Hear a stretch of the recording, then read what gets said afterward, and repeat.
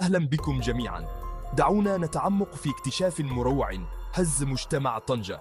تخيلوا أنكم تمشون في منطقة منعزلة، تتوقعون نزهة هادئة، وفجأة تتعثرون بشيء لا يمكن تصوره. جثة محترقة مخبأة داخل حقيبة سفر. توقف.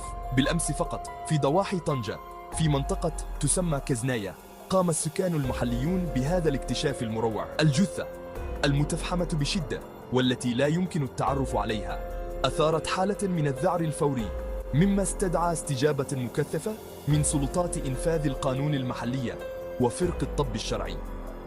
توقف.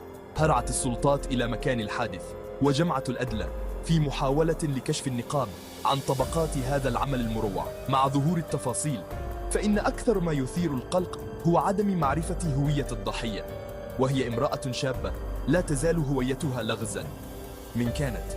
وربما الأكثر إثارة للقلق من يمكنه ارتكاب مثل هذا الفعل الوحشي. توقف.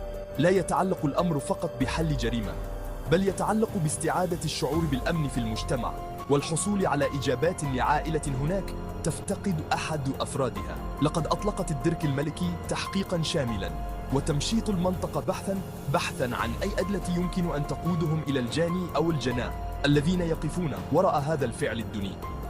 توقف. بينما يتأثر المجتمع بالصدمة، فإن التداعيات الأوسع واضحة للعيان.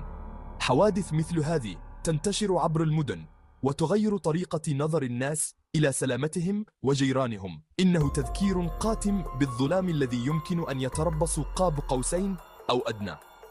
سنراقب هذه القضية مع تطورها على أمل أن تتحقق العدالة بسرعة، ولكن في الوقت الحالي دعونا نفكر في هشاشة الحياة وأهمية اليقظة المجتمعية. ابقوا آمنين وأبقوا على إطلاع، واعتنوا ببعضكم البعض.